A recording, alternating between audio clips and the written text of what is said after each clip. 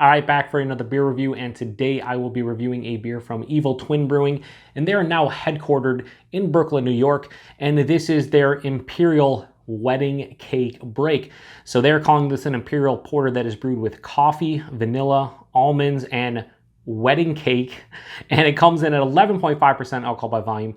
No IBUs listed in time of review. I don't know exactly how old this can is. They have some kind of date on the bottom, some kind of code, but I do know this showed up in about the last month to 6 weeks, so I would say this is no older than 3 months old, so we should be fine. So I believe this is a variant of their Imperial Biscotti Break, because I believe that is an Imperial Porter that is brewed with coffee, vanilla, and almonds, and this just adds wedding cake. Man, does that sound stupid. This just adds wedding cake. I never thought I would say stuff like that when it comes to beer, but here we are.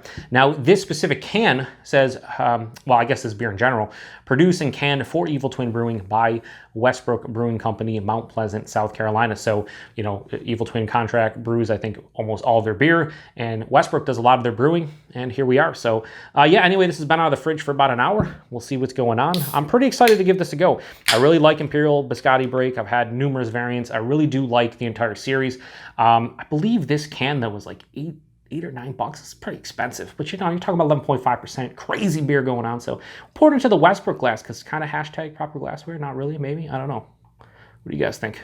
Probably not, right? I mean, it is Evil Twin, but it was brewed at Westbrook, so maybe like 50% hashtag proper glassware. I don't know, it doesn't matter. Anyway, really deep brown color to this one. On camera, I know it's going to look pitch black, but in person, it has a really deep, murky brown, like at the bottom here, just dark brown for the most part. Had about a finger of a dark brown head, or just straight brown head. Super creamy looking, very fluffy. Looks awesome. Looks like a great beer. Let's get a nose on it. Huh. Well, there's a huge generic sweetness to this one. A lot of chocolate and vanilla. Not picking up too much on coffee, like there's not a big coffee blast here.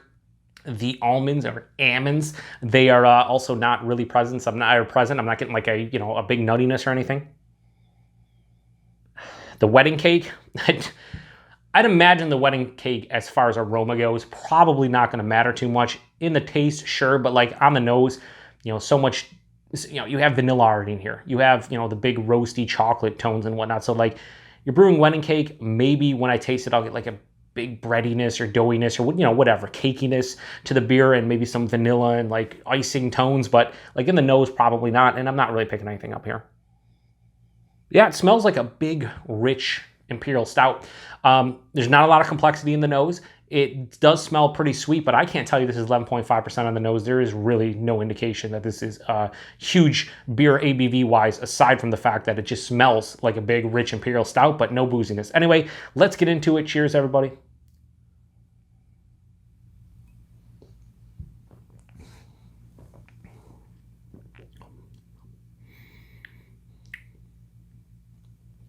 It's pretty damn good, but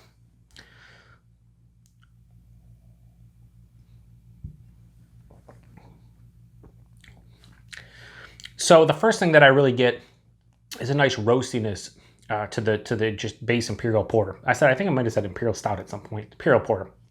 It's a decent like roasty chocolate component. I'm getting vanilla. It's pretty apparent. Really not getting the nuttiness from the almonds. There's maybe a touch of coffee roast. Wedding cake? Nah, there's no wedding cake here. Body is like lower side of full body, 11.5%, a touch thin, but I'm all right with that. The mouthfeel, soft and smooth, not necessarily creamy, but it has a nice soft, smooth component to it. There's carbonation. It's a little bit lower though. I can't tell this is 11.5%. Like, there is absolutely no alcohol presence on my palate. Slight warming into the chest, but I'd guess like 9%. Easily 9%. Definitely not 11.5. It's hiding the alcohol extremely well, which, nowadays, I mention it in so many reviews because a lot of people, when you review a big beer, they're like, oh, well, how's the alcohol? It's a big, boozy.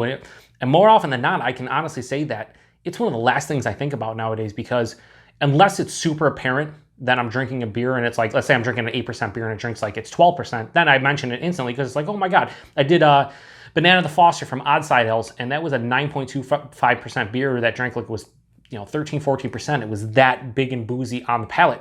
But more often than not, I'm drinking these 10, 11, 12% beers, and they drink 2 or 3% lower, and I just forget to mention it. So I'll mention it now. 11.5%, no, this drinks like it's 9 at most. So it's really nice from that perspective.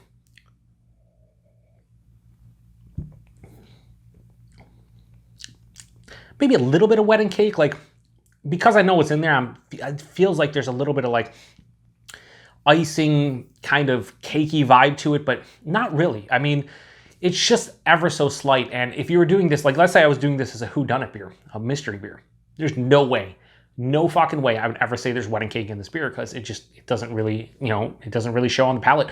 What I will say though is it's really nice beer. I mean, it hides the alcohol well. There's nice flavors as far as an Imperial Porter goes. And yeah, I mean, a little bit of chocolate, a little bit of vanilla, some roastiness, a slight coffee roast as well. Very easy to drink, smooth.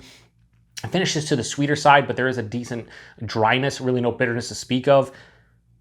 Yeah, I'm going to rate this, as I always do, based on my personal preference and what I think about what's in my glass, not to style, not what's on the label. And I would say for this, as far as how I'm enjoying it rating-wise for the Imperial Wedding Cake Break from Evil Twin, I would go straight 4 out of 5 on this one. I think it's a really nice Imperial Porter with some solid flavors, and I'm enjoying it. I'm going to drink this and have no problem with it. I'm going to enjoy probably every sip of it. But you're calling it Imperial Wedding Cake Break. There's apparently vanilla, coffee, almonds from the base Imperial Biscotti Break. There's wedding cake in here. I just thought this would be very pungent and I'd be getting a lot of complexity. It'd be super robust, so on and so forth. I'm not getting the wedding cake, really not picking up on the almonds. The vanilla and coffee, sure. But yeah, it's a miss for me as far as what they're saying is on the label. I think, like I said, I paid like $8 a can. That's expensive for what I'm getting. I could, buy a beer for half that price that has the qualities that this beer has. So, personal rating 4 out of 5. If I was to rate this a style, I'd say 3 out of 5 at best. Just because 2 of the 4 ingredients listed on the label, I'm really not picking up on, and the price point's $8. Like I said, price point, I pay $7.99 for this. Might be different in your neck of the woods, and it's Evil Twin, so they distribute pretty much, I don't know, everywhere that Evil Twin. If you get Evil Twin, you probably saw this beer at some point, or you will see this beer at some point in the future. So, yeah, that's all I got. 4 out of 5, Imperial Wedding Cake Break, Evil Twin. Good beer. Disappointed based on what's on the label, but that happens sometimes. Anyway, I appreciate everybody stopping by for another beer review, and until the next one, cheers.